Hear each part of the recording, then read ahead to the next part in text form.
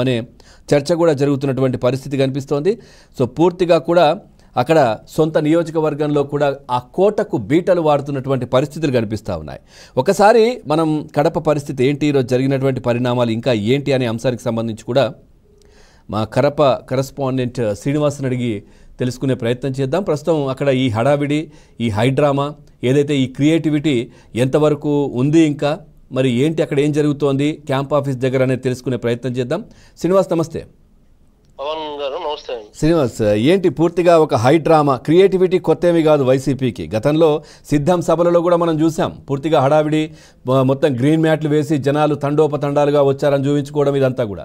So ఈరోజు ఏదైతే జగన్మోహన్ రెడ్డి నిర్వహించిన ప్రజా దర్బార్, ప్రజల సమస్యలు నిజంగా చెప్పాలంటే ఆయన పెట్టిన సమస్యలే, ఆయన తెచ్చిన సమస్యలే ఆయనకు వచ్చి చెప్పుకుంటున్న పరిస్థితులు ఎట్లా చూస్తారు, ఏంటి పరిస్థితి ఇప్పుడు ప్రజెంట్?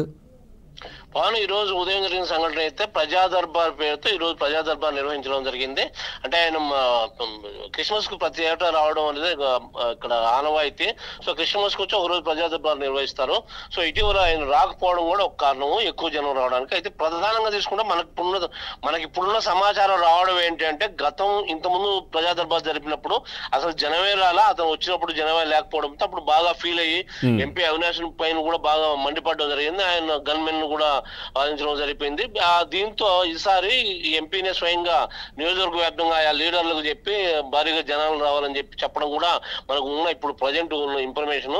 సో వాళ్ళే అంత జనం రావడానికి కారణాలు అయితే ఒకటి తోలడానికే ప్రధాన కారణం అని చెప్పవచ్చు. అందుకే గతంలో జరిగిన సన్నిహితులు మొత్తం సంఘటనల దృష్ట్యా ఎంపీ అవినాష్ రెడ్డి మొత్తం నియోజకవర్గం వ్యాప్తంగా ఆయా మండలాల వైసీపీ నేతలకు చెప్పి జనాన్ని బాగా తరలించారనేది మనకున్న ఇన్ఫర్మేషన్. తర్వాత రెండోది ఏంటంటే, సమస్యలు కొన్ని ఉంటాయి. సమస్యలు అంటే వాళ్ళ ఈ 5 ఏళ్లలో వాళ్ళు పెట్టిన సమస్యలు, ఈ సమస్యలు తీరకపోవడంతో ఇప్పుడు ఆయన్ని అడగడానికి, ఎందుకంటే కూటమి ప్రభుత్వంతో ఈయనకు ఓట్లేసి కూటమి ప్రభుత్వంతో పోరాడే శక్తి మాకు లేదు, ఒకసారి ఈయన్ని అడుగుదాం అనే విధంగా సమస్యలు ఉన్నవారు కూడా కొందరు వచ్చి మనకి ఇన్ఫర్మేషన్ ఉంది. అయితే దీంట్లో ప్రధానంగా ఇంత పెద్ద జనం వచ్చి తోపులాట జరిగి లాడ్ చేయడానికి కారణం అయితే వీళ్ళని తోలడానికే. అంటే జనం అందరినీ రప్పించడానికి ఉదయం నుంచి కూడా ఇతను ఈరోజు ప్రజా దర్బార్ అని చెప్పి నిన్న ముందే, ఎందుకంటే 4 రోజుల నుంచి పులివెందులో ఉన్నాడు, 3 రోజుల నుంచి.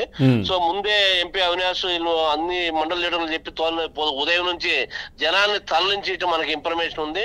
ఈ జనాన్ని తరలించే విధంగానే ఈ రోజు ఆ తూపులాట జరిగినట్టు తెలుస్తుంది. Pawan, right, thank you Srinivas, thanks for the updates. ఇది పూర్తిగా కూడా జనాలను తరలించడం. సో అక్కడ ఒక వాతావరణం, అంటే జగన్మోహన్ రెడ్డికి ఇంకా ప్రజాదరణ ఏ విధంగా ఉంది, ఆయన చూడడానికి కావచ్చు, ఆయన అసలు మామూలుగా లేదు ప్రజాదరణ అని చూపించుకునే ప్రయత్నం, హడావిడి, ఈ సెట్టింగు, ఈ పూర్తిగా కూడా ఇదంతా కూడా అక్కడ తేటతెల్లమైనటువంటి పరిస్థితులు అయితే కనిపిస్తూ ఉన్నాయి. నిజంగా చెప్పాలంటే ప్రజలు జగన్మోహన్ రెడ్డి పులివెందుకే పరిమితమై అక్కడ వాళ్ళకి కావాల్సినటువంటి సమస్యలు, వాటర్కి సంబంధించిన సమస్యలు, డ్రింకింగ్ వాటర్వి ఇప్పటికీ కూడా ఉన్నాయి. సో వాటి గురించి పట్టించుకొని అసెంబ్లీకి వచ్చి మాట్లాడితే అవన్నీ సాల్వ్ అవుతాయి. అప్పుడు ప్రజలు పిలిచి అక్కడికి తెప్పించుకోవాల్సినటువంటి అవసరం లేదు, ప్రజలే స్వచ్ఛందంగా వస్తారు.